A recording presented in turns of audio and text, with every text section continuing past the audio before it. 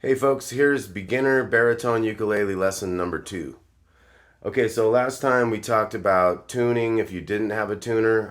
One thing to know about tuning with a tuner, it's very helpful. Of course, you're trying to get it in the middle of whatever the gauge is that they have. So if you're to the left, you need to tighten the string, and if you're too far to the right, you have to loosen the string. And you have to make sure that you're on the right note for your string. So once again, it's D, G, B, E. Daddy got big ears, or however you want to remember it. But say if I was going for a D and the tuner was too far to the right, how you're looking at it, if it's too far that way, then you're sharp. That means you need to come down and then come back up. It's best to go too low and then tune up to the pitch than to be past the pitch too high and then come down, because when you loosen a tuning peg, you loosen that thing, it's still loose, and so as soon as you start playing that string, that note is just going to get flatter, than it should be. So by making a tuning up into pitch, a tightening motion on a tuning peg, you're going to lock that string in. It's going to stay in tune a lot better. Then we're going to talk about the notes up the neck. We talked about how to play notes, how to get your finger in the right position in each fret, which is near the fret, not on top of it, but very near it, not too far back. But now we're going to talk about the notes, how to find notes on the instrument. So basically you have A, B, C, D, E, F, G is the musical alphabet. Now between B and C and between E and F, there's only one fret. All the other notes are 2 frets away from each other. So we've got D. D to E is going to be 2 frets. And then E to F, because it's one of those exceptions, is only 1 fret. So D, E, F. F to G is 2 frets. G to A is 2 frets. A to B is 2 frets. But B to C is one of those exceptions, so it's only 1 fret. Then we go 2 more frets, we get to the D. That's the 12th fret, so the open is the same as the 12th fret on each string. That's where we get all the way through all the notes, and we get to what they call the octave, the higher note of the same note you started with. Okay, so once again, that was D, E, F. Now let's name some of those notes in between. So if we go from D to E, what about this note we skipped here, right? That's a D sharp because it's higher than D. Could also be called the E flat because it's lower than E. So D, D sharp or E flat, E, F. We know it's F to G is 2 frets. So we're going to name this one in between. It's a little higher than F, so we're going to call it F sharp. We could also call it G flat because it's lower than G. So here's the G, then we have a G sharp or an A flat up to the A. A sharp or B flat up to the B. And then remember B to C is only 1, so that's the C. C sharp or D flat to the D. So that's how you find notes all up and down the neck. If you want to try another string, say we got the B. B is open. What's C going to be? Well, that's 1st fret because B to C is one of those exceptions. B to C and E to F. That's what you really got to remember. Your musical alphabet, A, B, C, D, E, F, G. But B to C, E to F. Those are the ones to remember because they're only 1 fret apart. Those are the ones that don't have a black key between them on a piano. Let's talk about some finger picking. Finger picking, basically, say we get a little D chord going here. Now, one way to do finger picking is that each finger, a lot of times you'll have it where each finger has its own string. That way you can do, everything has its own kind of job to do.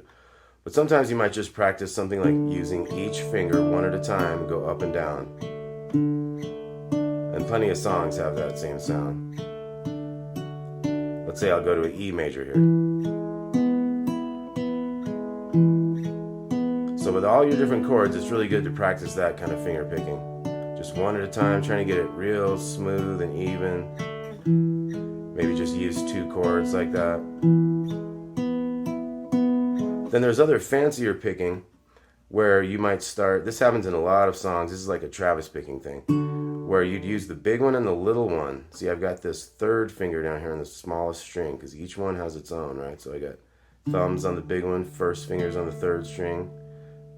My middle finger is on the 2nd string. My ring finger is on the 1st string. So a lot of songs have that type of thing. So that'd be the big one and the little one at the same time. And then my 1st finger string, which is the 3rd string, down to the 2nd finger string, which is the 2nd string. And then I go like big one, little one, back to that first finger. So it's like 1 and 4 at the same time, and then thumb and ring finger, I should say, and then first finger, second finger, and then thumb, ring, first.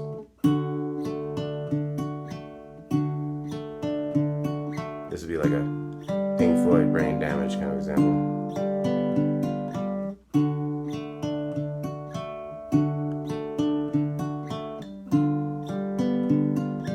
So that's a very common, very helpful finger picking approach that you might think about practicing and do with different chords and stuff. Okay, another thing, we did the D major scale last time. 0, 2, 4, 0, 2, 4, 2, 3, and then we could go 5, 2, 3, 5 to keep it going. Well, now we're gonna do the D minor scale. 0, 2, 3, 0, 2, 3, 1, 3, 0, 1, 3.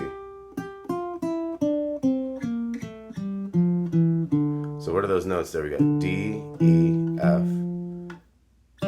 G, A, B flat in this case. And the reason they use sharps or flats is because you don't want to repeat the same letter name twice in a scale. So if we have D, E, F, G, A, we've already used the A, so we can't call this next note A sharp. So we're going to call it B flat. That's how that works. So D, E, F, G, A, B flat, C, because remember that's the B string and B to C is only 1. So C and then D and then E, F, G. So there's only 1 flat in that scale. And that's the B flat right there. Okay, so that's the D minor scale. 0, 2, 3, 0, 2, 3, 1, 3. No open on that string. And then open 1, 3 on the last one. Okay, then I wanted to show you guys some more chords. We talked about all the main chords. D, D minor, 2, 3, 1 there. A, we talked about A minor, which so A is 2, 2, 2 open. A minor is 2, 2, 1 open. Then we've got E, 2, 1 open, open. E minor is 2 open, open, open. And then we've got C, which is 2, 0, 1, 0. And we got G, which is open, open, open, and 3 on the bottom. So let's talk about the dominant 7 blues chords. So we have an E here, but let's put a 3 here on the second string. So we have 2, 1, 3 open. There's your bluesy E7 chord. Now A7 is 2 open, 2 open, or 2 open, 2, 3. If you want to get a little spicy with that. Now D7 is open, 2, 1, 2. C7 is 2, 3, 1, 0. And G7 is 0, 0, 0, 1. Now we also have a B7 is 1, 2, open 2. So let's go through this again. We got E7, 2, 1, 3 open. A7, 2, 0, 2 open, or 2, 0, 2, 3. Then we've got D7, 0, 2, 1, 2. We got G7, 0, 0, 0, 1. C7, 2, 3, 1, 0. B7, 1, 2, 0, 2. Okay, so that's your dominant 7 blues chords. So let's do a little blues progression, and we'll talk about the pentatonic minor blues scale again. And I'll show you how to play a little simple blues. So the first chord we're going to use E7. The 3 chords we're going to have in this is E7, which is 2, 1, 3, 0. A7, 2, 0, 2, 0. We'll just keep it simple. And then the B7, 1, 2, 0, 2. So a simple 8-bar blues would be 1, 2, 3 on that first chord to the A7, and then back to the E7, back to the A7. So that's 4 bars so far. Now we have our turnaround, our B7 to A7, E7, back to that B7. So we can also number those chords. The first one, E, is the 1 chord. We go to the A, that's the 4 chord. Now the turnaround chord, you can really tell it's turning itself around at that point. That's the 5 chord. So being able to understand the sounds of those three chords is very crucial to like playing the blues chords. So but let's do it again. It's going to be 1 4 1 4 and then 5 4 1 5. So we go to the turnaround chord at the very end also. So 1 chord is the E7, 4 chord is the A7, back to the 1 chord, 4 chord. Now we have our turnaround 5 chord, 4 chord, the A7, and then back to the 1 chord, and then back to our turnaround chord, the B7. Okay, so that is a simple 8-bar blues in the key of E. Now your scale that would be really good to have fun improvising with, the little blues scale, the pentatonic minor, is 2, that's your E. You could also play the open on that string though, but that is your root note, the E. That's going to be your home bass note basically. So 2, open, 2 on the next one, open 3, open 3. So you could mess around with all those notes as I play this progression. I'll play this progression again now and see if you can't use some of these notes in here. And all you have to do is not just go up and down and you're improvising. You're playing the blues.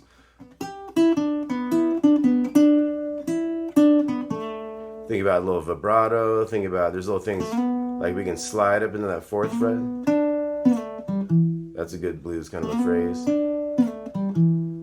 So let's think about these notes up in here and do a little bit of jam in there. I'll play some chords behind you. Now if you want to slide up here, you can also go to the 3-5, 3-5. You could also slide that up into the 7. Now when you get up in there, you could get lost. So I suggest coming back the same way with that same finger to get you back where you were. Okay, so why don't you guys try some of those notes. Here you go. You guys give it a shot, and I'm going to play those chords behind you.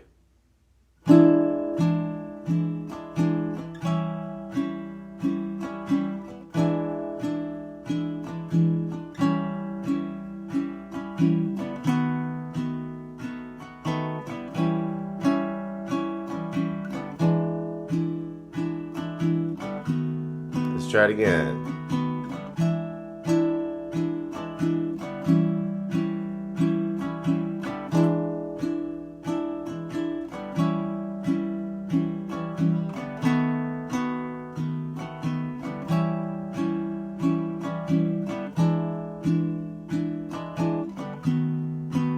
One more time.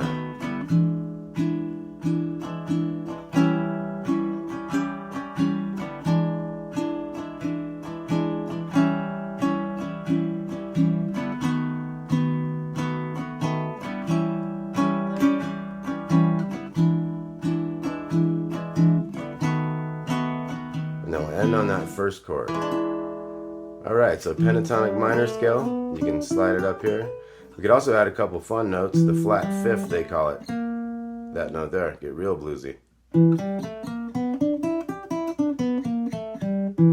So that note is kind of played kind of quickly to move between the other notes. You don't hold that one out too long, unless you really want some dissonance, unless you really want some kind of out there kind of sounds, which can be really cool sometimes too.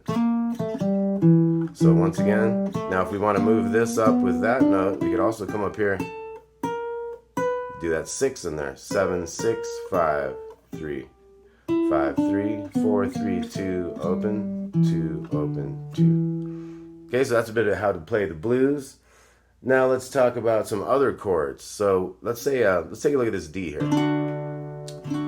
So there's other things we can do with that D, like we use this pinky down here. That's called a suspended chord. That's a suspended 4th right there. The reason it's the 4th is because D, E, F sharp, G. It's the 4th note of the D scale added to the chord. Now if we had this one here, 0 2 3 open. So I'm not playing anything on that bottom string there. So instead of having the 2 here, I took it out. Now that's a suspended 2nd because that is the D to E. That open is the E note. So that's the 2nd note of the scale of D. So if you play that one, that's a D sus 2. So here's a D, here's a D sus 2, here's a D, here's a D sus 4. So think of Led Zeppelin, Stairway to Heaven. So you can make a lot of movement happen with the same chord by using these other notes, and they all have different chord names depending on what note it is at the time. So let's take a look at D. Now let's look at a different D. D major 7 is 2 2 2 with that open bass, and then we had our D dominant 7. So some songs even go like Something by George Harrison has that same kind of maneuver. Not with a D, different chord, but. So there's a lot of different chords that can happen within one chord. Like say here's A is 2 2 2 open. Well, if we were to go 2 2 1 open, of course that gives us the minor. But if we were to go 2, and we know about the 2 0 2 0, that's the dominant 7. But if we go 2 1 2 0, then we have an A major 7. So lots of different chords we can do here. Like let's see, we got our E, E minor, E7, but we could also do E major 7, 2 4 4 4. We could also do an E dominant 7 like this, 2 4 3 4. Okay, so hope you all enjoyed that. That's been beginner lesson number 2 for baritone ukulele. I'm Damon. This is Damon's baritone uke joint. And let us know if you have any comments, suggestions, or requests for other things to do lessons on. I've got one on Hotel California coming up next. And thanks a lot. Please like and subscribe. Appreciate you. See you soon.